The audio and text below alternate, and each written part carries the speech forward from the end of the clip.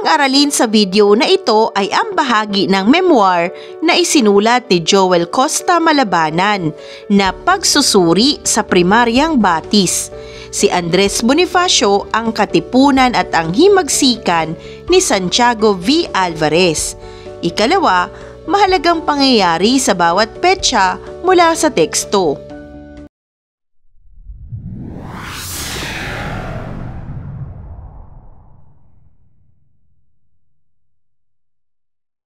Dumako na tayo sa salaysay ng mga puna at sa paglalahad ni General Santiago Alvarez mula sa memoir na Pagsusuri sa Primaryang Batis.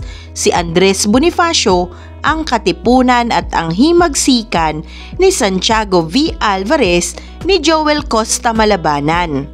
Lubhang mahaba ang mahigit na 30 taong pinalipas ni General Santiago Alvarez mula 1896 hanggang 1927 bago niya ipinahayag ang kanyang nalalaman tungkol sa katipunan at paghihimagsik.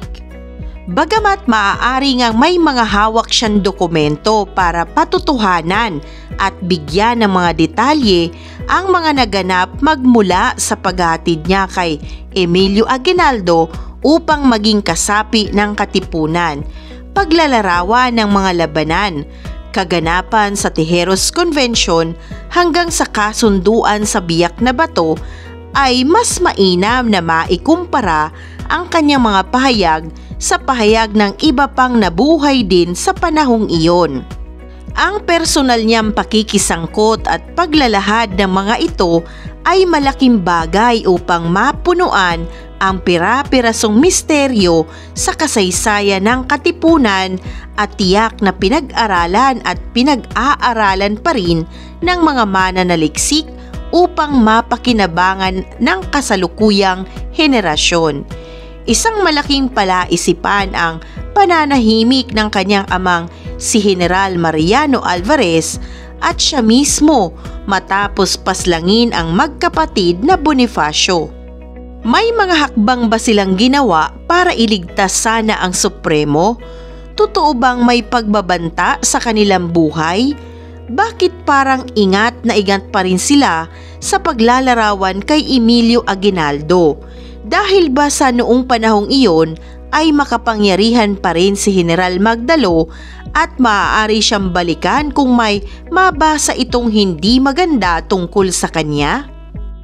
Ang paglalahad ni Santiago Alvarez ay malinaw, bagamat may mga pagkakataong pabalik-balik siya sa kanyang kwento at may mga nakakalimutan siyang isama na bigla niyang babanggitin sa huli.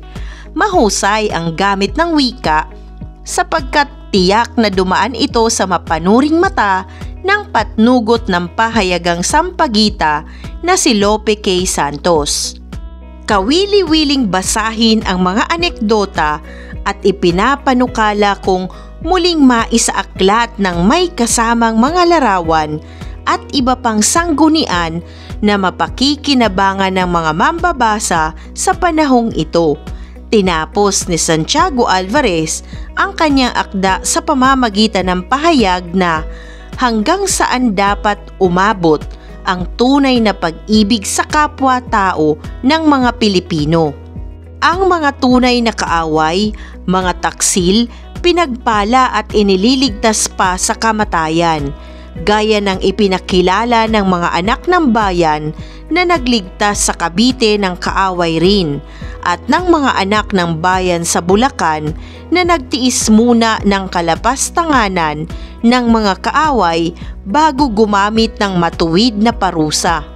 Sa aking palagay ay bitbit ni Santiago V. Alvarez ang kirot ng sumbat sa kanyang dibdib, sanhi ng sinapit ni Andres Bonifacio sa kamay ni Emilio Aguinaldo at ang kawalan niya ng pagkakataong sumalungat upang iwasto ang mali.